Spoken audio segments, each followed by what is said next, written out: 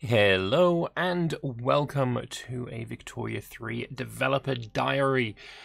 Today is a little bit different. Firstly, this video is coming out a day or two earlier than usual because I now have early access to the dev diaries thanks to Paradox, basically. They very much appreciate the work I've been doing giving these dev diaries to the masses. So yeah, I get them a day early so I can prepare content and prepare this video for to go live as soon as the dev diary itself goes live, which is really nice. It does mean that there are no developer replies yet.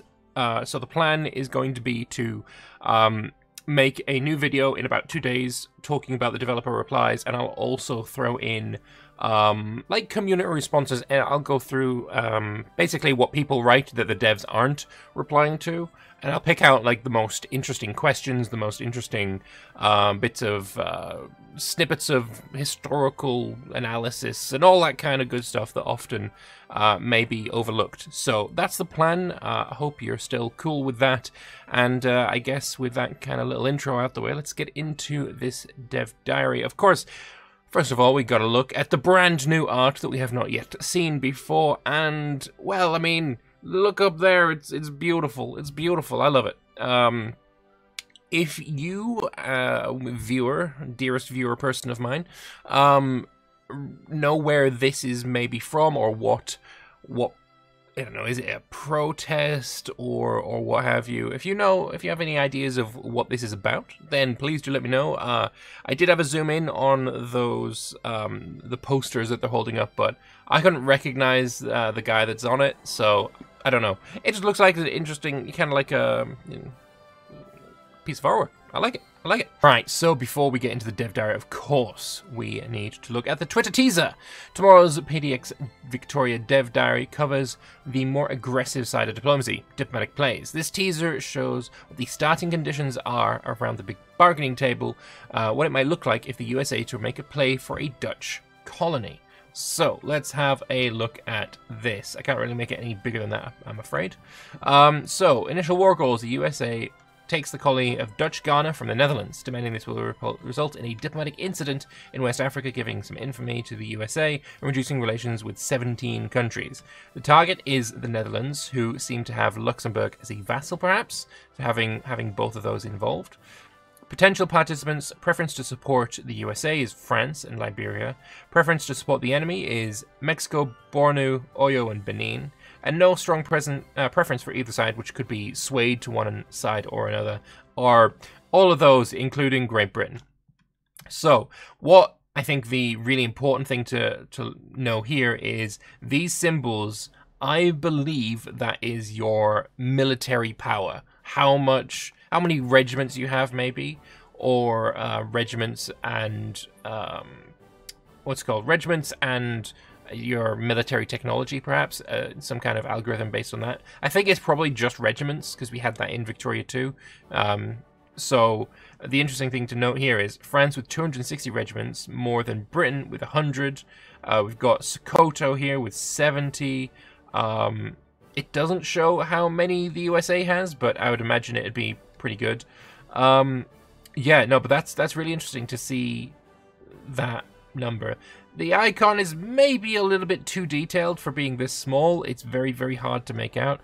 Maybe in the dev diary we'll be able to see that icon in a little bit more detail. But yeah, that's cool. You'll be able to, obviously you will know as yourself how many regiments you have, so you'll be able to sort of glean how much power will be on your side and the opponent's side, and whether, you know, if there was a large power on Netherlands' side here, such that if everyone in the target and preferences categories, if all of these joined, it would be roughly equal, and then you'd be able to think about, okay, so what would it take to get Britain on my side? What would it take to get Denmark on my side? And how much can I offer them to have them join me? That's kind of how you'd have to be thinking about it. Or if you're the Netherlands and you know that war is coming, maybe start improving relations with Great Britain or such. That kind of thing could be what you'd be looking for as well. But yeah, that is the Twitter teaser for for the dev diary.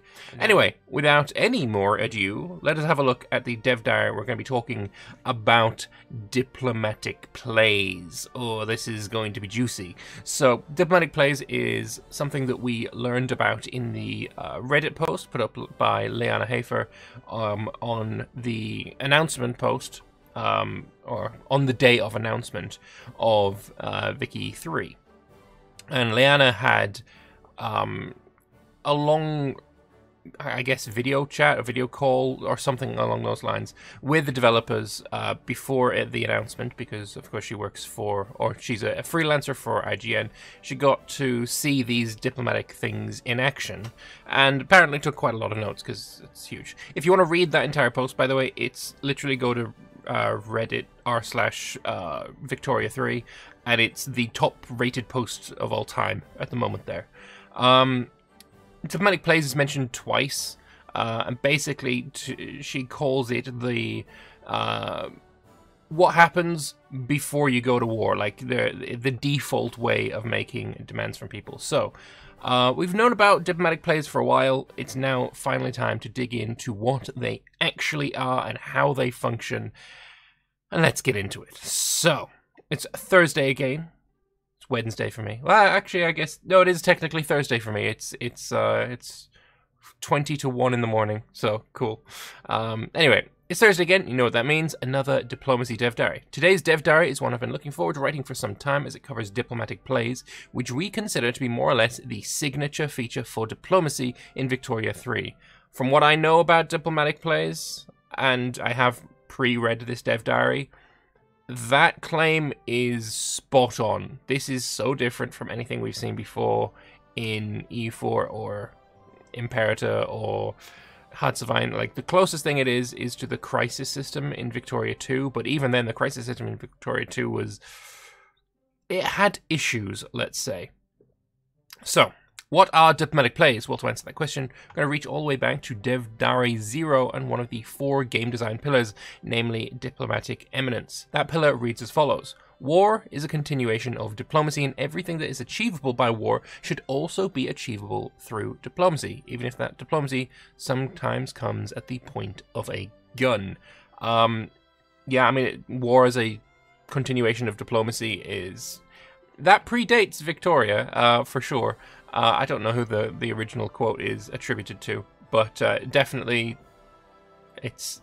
this game seems like it's very much more on the realism scale. Right? If you put all of Paradox's games on like a how realistic to how fantastical, Victoria 3 definitely looks like it's going for more of the realistic than Hearts of Iron or EU4, for example. And definitely this is it's a pretty famous quote. I wish I kind of looked up who said it first, but yeah, good pillar to stand upon. Diplomacy at the point of a gun is exactly what diplomatic plays are, as they allow you to try and achieve any objective normally achievable by war by diplomatically maneuvering to force the other side to give it to you without a fight. To explain fully what I mean by that, we'll go over the mechanics of diplomatic plays in sequence, how they start, how they play out, and finally, how they resolve. So, alright, how do they start then? The way that diplomatic plays start is the way you would normally start a war in any other Paradox Grand Strategy game, by demanding something from another country. For example, they cede a particular state to you. In fact, unlike other Grand Strategy games, Victoria 3 has no declare war button to get you what you demand. Instead, you start a diplomatic play, and wars are always preceded by diplomatic plays. So, it's no longer, from what I read from this, it's no longer possible to surprise somebody with a war. In Victoria 2, especially in Victoria 2 multiplayer, you could surprise somebody with a war if you had cores on them, for example. Like, you could just instantly declare they are completely blindsided, and with warfare being quite so static in the late game, you could, if they didn't garrison their border, make quite heavy inroads into their country before they could organize a response. This seems like that's no longer going to be possible, and everybody will be aware or everybody with an interest in the region will be aware of your intentions before it goes to war, giving people some time to prepare for it. It does not look like we know how long that time is, though. And any time that would be mentioned here could always change because of the nature of development. If it takes 6 months, maybe they decide, oh, it's too long. Maybe we need to change it to a month. If it takes, there's no way that specific days can be mentioned just yet. But that is something that I thought about when I read about how these start, and there being no way to, just declare war. It's also interesting in the way that it may affect larger great powers, say Britain, conquering the unrecognized nations in Africa, right? Do you need to do a diplomatic play and announce your intentions to this African nation before your troops hit the ground and go a-conquering? And that part doesn't seem quite as realistic. Maybe there needs to be some kind of edge cases there. So, a great power can... Maybe there's the third type of power. There's the recognized, the unrecognized, and then there's those unplayable, unrecognized ones. Maybe those could have just a declare war, because literally none of the great powers would care, I guess. I don't know. It's just something I was thinking about. So, wars are always preceded by diplomatic plays, and these are the 14 opening moves currently available as diplomatic plays, each corresponding with a war goal. As usual, the number in green indicates the number of possible valid targets that exist for that play. So, whoever we're playing as right now, and maybe you can tell by this background and where the rivers are, I can't, but they have one subject they can annex. There's 3 conquerable states. They can liberate 3 subjects, make 1 puppet, make 11 territories, open 11 markets, 37 colonies after the taking, 9 treaty ports after the taking, 3 transfer subjects. Nobody has slavery that they can ban, or they can't cut anyone down to size. This is when people go over 100 infamy. So this is going to be an interesting one, right? You're going to instantly know when somebody has gone over 100 infamy, because this will change to a 1. And that's kind of interesting. I like that. Independence something, probably gaining independence if you are a vassal, perhaps. Making a vassal, and then returning a state. And these are all in your diplomatic lens. These are the buttons down at the bottom. So we'll be able to see them very, very easily. If we so desire. So I like it. I like this. This is nice. I also really like the icons being chess pieces. I think maybe there could have been... they could have leaned more into it, to be honest, and have more chess pieces in here. Like, where's the bishop? Did we have to have 2 kings? Maybe one of them could be a queen. At least we've got the rook and the knight, and the pawn, of course. But, just have more of them. Where's the bishop? I like the bishop. It's my favorite piece. But anyway, yeah, it's nice. It's nice. Very easy and clear, and you know what you can do at any time. Love it. Once a diplomatic play is started, there's a number of things that can happen immediately. First, the country that is being targeted is, of course, notified, along with any countries that are considered potential participants in the play. Who is considered a potential participant depends on the exact nature of the play, but usually it includes any country with an interest in the strategic region where the play is taking place, as well as countries that have a strong diplomatic reason to get involved, such as allies or the overlord of the defender. At this point, it's important to note that only the initiator, the country starting the play, and the target are active participants. All others just have the potential to take part. Yeah, no, that's like I said, the interested parties will be able to take part in this. I wonder how long, though, these initial participants are going to be alone, though. How fast can you get, Big Boy Austria to come and save you, for example. Next, the primary active participants on each side, the initiator and the target initially, though this can change if the overlord of either side steps into the play, are given a number of maneuvers. This is a currency that primarily depends on rank, with higher rank countries having more maneuvers, and determines how many actions, such as swaying and adding demands, that said primary participants can take during the course of the play, and try to gain the advantage over their enemy. What it doesn't say here is what happens if you manage, say you are playing a Sardinia-Piedmont. France is not your overlord. But if you call in France, would they then be the primary participant, as it is in Victoria 2, and how it used to be in EU4? The larger country becomes the de facto war leader and then can call in their allies. While it was incredibly infuriating, it does kind of simulate some reality in a way, right?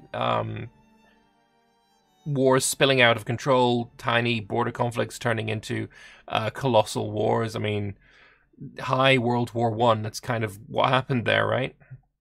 So, yeah, it's hopefully there'll be something to do with that as well. Can France, if they are called in, can they call in their allies as well? Potentially, maybe. So, there are 3 distinct phases over which a diplomatic play plays, based on the level of escalation, which is a value that increases each day after the play is started.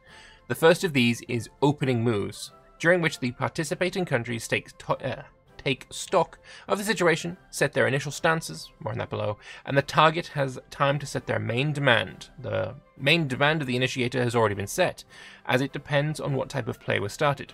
During the opening moves phase, it isn't possible for other countries to fully commit to one side or another, with the sole exception of the overlords of the primary participants. It also isn't possible for either side to back down. So here we have Cape Colony's bid for independence and open British markets turned out to be a step too far. Britain demands nothing less than total annexation of the colonial upstarts, whose only hope now is either suffering partial annexation for its insolence or having to get real close with France and hope for the best. So these are the opening moves, and how long this is. This looks like a timer. Every day or every quarter day this will tick up. How long this is, we don't know yet. So for escalation, that's there. So escalation is continuing. The initiator is, who was it? Cape Colony. They want independence. They also want to open the British market. The target here, Great Britain, wants to take all of their land. I believe these are maneuvers. Maybe naval power is in here, or maybe that's.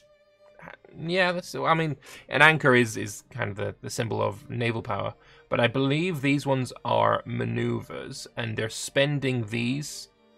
Maybe this is. It doesn't say. UI stuff. I really want to know. Anyway, let's move on. Let's go down here.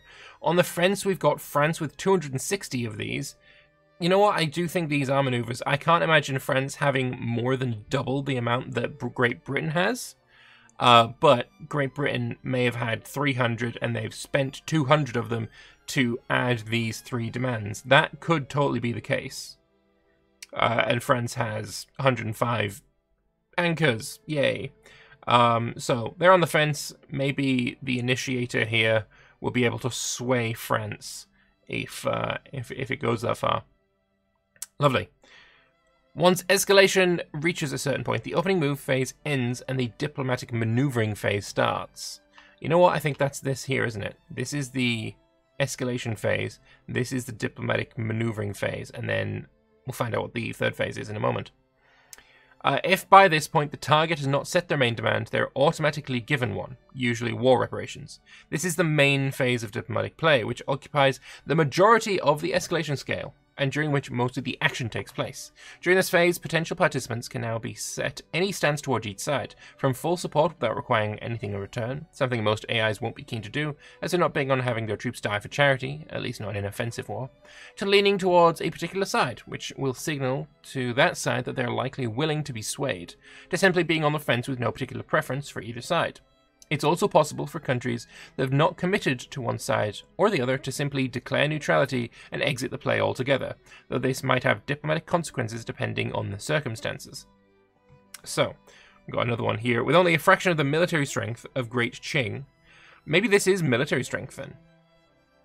Military strength, naval strength, and then maneuver points.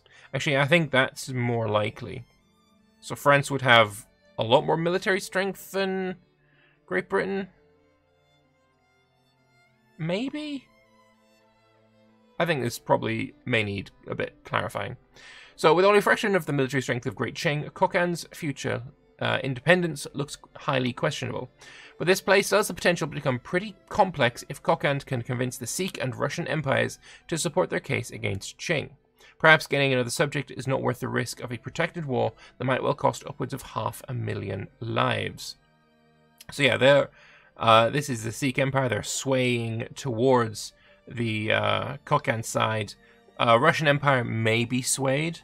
And yeah, the interesting part here is, if they do manage to get both of these and Qing is like, you know what, this isn't worth it, they will have to give war reparations. Like, this is the main demand, and if Qing backs down from their subjugation claim, then they will have to pay war reparations.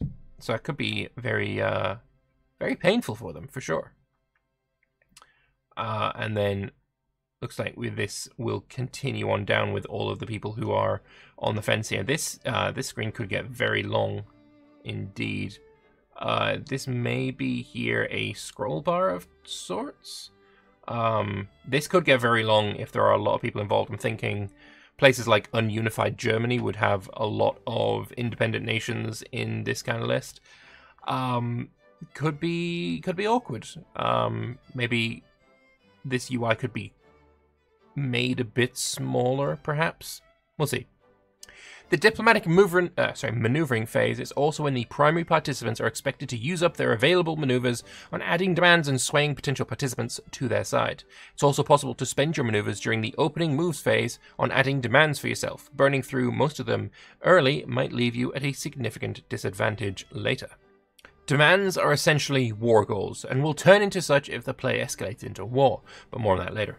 It includes a wide variety of requests under duress, such as ceding land, giving up claims, or becoming a subject. Only primary participants, I don't know why I struggle with that word, I apologize, can add demands, but in addition to demanding things on their own behalf, they can also demand things on behalf of other countries backing them, if said country agrees that the demand is something they want.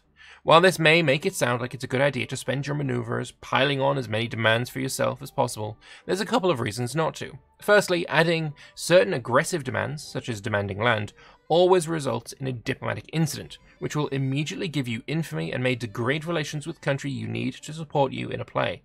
Second, being seen as greedy and unreasonable in your demands will in itself make it harder to get countries to back you up, and may in fact make it so that undecided participants side against you just to put a stop to your mad dreams of conquest. It's worth noting, though, that the infamy from any demands or war goals that end up not being pressed for any reason is partially or fully refunded, though their negative impact on relations remains. I like this a lot. I think that's kind of awesome, especially, you know, that the relations will remain there. So that it's not like a case of, oh, I've added all this, you know what, I'm going to walk this back, maybe I'm going to back down. You're not then instantly stuck with a ton of infamy that is going to take a very long time to burn away, because you shouldn't get that much infamy for your diplomat mouthing off, perhaps. So definitely, I do think that's a good way to change that. Also, you know, oh, I've added too much, now the AI is like thinking, you know what, don't want to support him anymore. It's really interesting. You're going to have to really think about your wars. And I think that's kind of a theme of Victoria 3 right now, right? So with everything, you're going to have to think more about your actions instead of just doing, which is awesome. Like, it's certainly awesome. It's like, it's forcing you to be a thinker rather than a doer, which, you know, I think that's a positive thing. Swaying, on the other hand, is the main way in which the primary participants get undecided participants over to their side by making them a promise. This promise may be in the form of owing them an obligation, more on this in a later dev diary, or promising them a war goal if the play escalates into war. There's a few such types of promises planned for release, promising to become their protectorate or giving them a piece of land or a subject of yours, for example, but these are not yet implemented. If the country agrees, they'll be set as backing the swaying side in a diplomatic play, and will fight on their side if war breaks out, just as if they voluntarily set their stance on backing that side. I love this. I love that a lot, especially the things that are planned here. Hey, back me up in taking the Rhineland. Say you're Prussia, talking to Austria. Back me up on taking the Rhineland, and I'll give you, I don't know, the Bavaria or something. I don't know. Like that kind of thing could really work out. Or, hey, Russia, back me up in fighting Austria, and then I'll give you, you know, my far eastern holdings in Prussia. Like something like that could be really, really awesome, and I really hope that these make it in for release. Like, those sound really cool. Hey, hey Britain, I'm a independent Native American nation or something like that, or a, you know, South American nation. Britain, help me conquer Bolivia, right? If you help me conquer Bolivia, I'll be your protectorate. Like, that could be super cool. That could be awesome. Like, as Britain, you're rubbing your hands together at such a prospect. Like, I really, really like that. I really like that a lot. So, offering Prussia the Austrian states of West Galicia, Moravia, or Bohemia would be most appreciated, as they are populous border states. States which do not already border Prussian land are less attracted to them, as they will be much harder to manage. So, this is the swaying screen. You've tried to sway Prussia, and you've offered them West Galicia, or you can offer. And this is how many maneuvers it costs. So offering them Bohemia is going to cost quite a lot of maneuvers. And if we scroll back up to like how much things cost, let's go to the other one. Oh, we can't actually see here. Either way, well, we can see that, you know, Great Qing has 75 remaining after they want to subjugate Kokand. Can't see how many they started with, but we can see that they have 75 left. So if you're spending, you know, enough such that you've got one claim on your own, and then maybe you can do two only to sway somebody like this, like that's it. Wars are not going to be colossal if you don't have the maneuvers for it. So maybe, you know what I'm just thinking about? What about when the world wars are unlocked? Are we going to have like infinite maneuvers, or is it going to be a new kind of war goal or something like that? That could be super interesting to dive into as well. But I guess later we'll probably end up getting a dev diary on those kinds of total wars. But yeah, you can kind of see how populous or how expensive each of the areas are by this. So Austria itself, not as good as Bohemia. Just putting that out there. However, if you think the play is over just because France threw their weight behind the initiator and there isn't anyone strong enough to oppose them, you'd be wrong. It's possible for countries that have promised to back a side to betray that promise and go back to being undecided, or even switch sides entirely. Perhaps because the other side made an even juicier offer. Doing this, of course, makes them lose out on anything that was promised to them and negatively impacts on relations with the betrayed side. But otherwise, there's no limit to how many times a single country can switch sides in a diplomatic play. The AI will be rather reluctant to offer something to a country that has already forsaken them once, unless they desperately need their support, though. Awesome, being able to, you know, betray sides in this diplomatic maneuvering phase sounds really cool. France has joined my enemy. Hey, but France, I could give you this. France be like, you could give me this. Let's do that. You know, that kind of thing is really interesting. I like that a lot.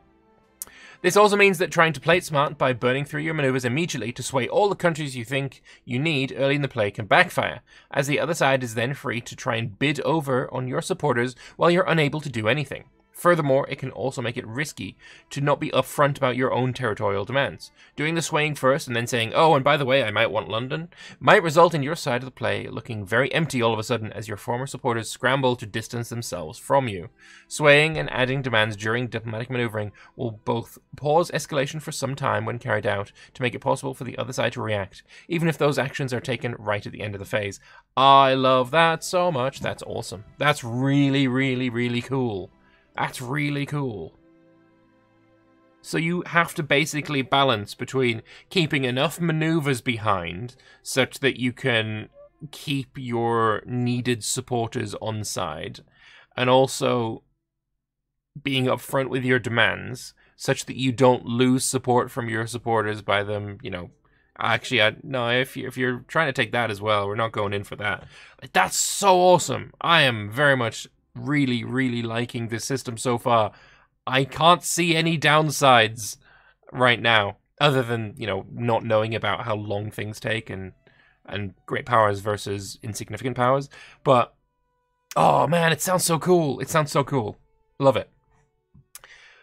So Peru has abandoned Bolivia. They've abandoned their support for Bolivia in the diplomatic play against Ecuador. Cool. And then maybe on this screen there could be relations between Peru and Bolivia have degraded by X amount of relations points. Something like that could be really cool. The final phase of the diplomatic play is Countdown to War, which is exactly what it says on the tin. During Countdown to War, both sides are locked down and it's no longer possible for countries to declare or abandon support for either side, nor is it possible to add new demands or do any swaying. In fact, the only thing that is possible during this phase is backing down, and this is usually the phase when you will see one of the sides give in, though it's also possible to back down during diplomatic maneuvering. Backing down is quite simply one side deciding that the odds aren't looking in their favour and deciding to concede the main demand of the other side to cut their losses. It's possible to note that that only the main demand is ever conceded in this way, so any additional demands that are either added or promised to supporters of the winning side are simply lost, with accrued infamy fully refunded, along with, of course, all of the demands on the losing side. This means that there is actually, in some cases, a reason to want the play to escalate into war, and hence not to stack the odds in such a way that the other side sees no path to victory, as it's the only way in which you can simultaneously press multiple demands and war goals, assuming you're willing, or at least think you're willing, to bear the heavy cost of the war. It's possible to back down all the way up to the escalation meter hits 100, at which point the diplomatic play is over and war breaks out. Awesome. I have one question here. I believe it may be a good idea to add some kind of white peace option in here, like offer a de-escalation would probably be the most Victoria-esque term I could think of. Offer de-escalation during this countdown to war, where both sides can be like, maybe we shouldn't do this, and neither side loses anything. I could see that being a good idea, right? Because, say, Prussia is going after Austria for Bohemia, and, both sides are getting big, heavy players on each side. Austria doesn't want to lose Bohemia, and Prussia doesn't want to lose, I don't remember what their border state is called. Let's call it,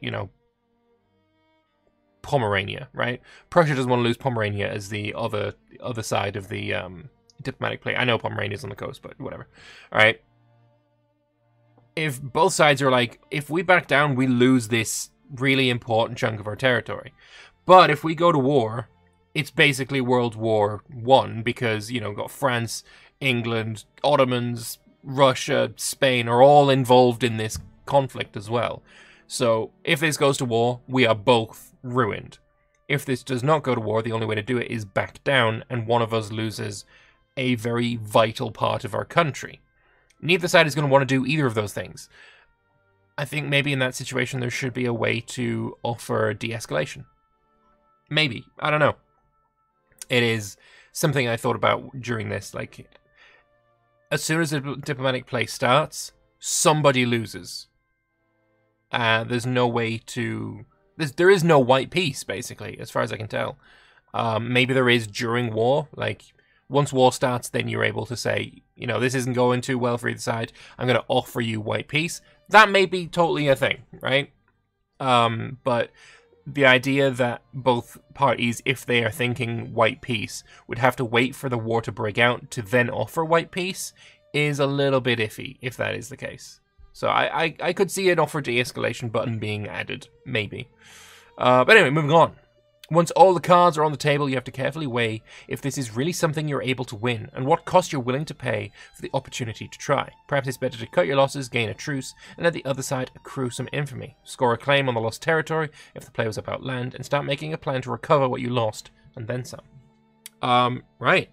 So somebody's trying to back down the diplomatic play against Saxony, Saxony being relatively small. So if this is Prussia and you're losing to Saxony, maybe Saxony called in Austria and France or whatever, like that's a huge loss to just lose territory to a small minor because a small minor happened to get a lot of support from big players. I mean, I suppose that can happen in any game that you're playing, but it just seems, yeah, I feel like a white piece option here is maybe necessary. I don't know. All right.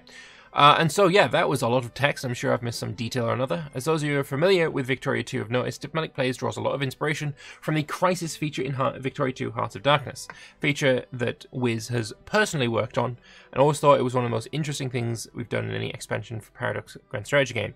But with that said, our Dev Diaries and Diplomacy are drawing to a close for now. We'll certainly return to the subject later, as next week we're going to be talking about something you've been rightfully curious about since the announcement. War! Yes! Yes! This is what we like to see. I am very, very excited about this. Oh, for sure. So, yeah, as I said earlier, it's a bit like the Crisis feature. This seems way, way more in-depth, way better than the Crisis feature. There's more of everything that you want, and that is exactly what you want to see from Victoria 3, right? An evolution of everything that's come before it. The Crisis feature felt pretty clunky at times, so having that be streamlined and also like improved in depth is pretty awesome to see. And I really like this diplomatic play system. I think it is an absolutely amazing step in the right direction, especially for a Victoria game. So I'm very happy with it. There's just those few minor like niggles that I was thinking about that maybe could be looked at, but in any case, that's awesome. And next week we get to learn about war. Yes, we'll be able to see if we have troops to move around, or if, there's the crackpot theory is true, which I hope it isn't still. But, I'm super excited about that. Super, super excited. War is something that we have learned absolutely nothing about. There are no indications either way of whatever, I mean, it's awesome. It's awesome. I'm super excited for next week. But that is this week. Thank you all very much for watching. I hope you have enjoyed this Dev Diary video. Again, there are no comments just yet because I got access to the Dev Diary early. And I want to thank Paradox for that, because it's awesome. And thank you for giving me early access. That's really, really kind. But until next time, until a couple of days when I get some comments to read out, thank you very much for watching, and bye-bye.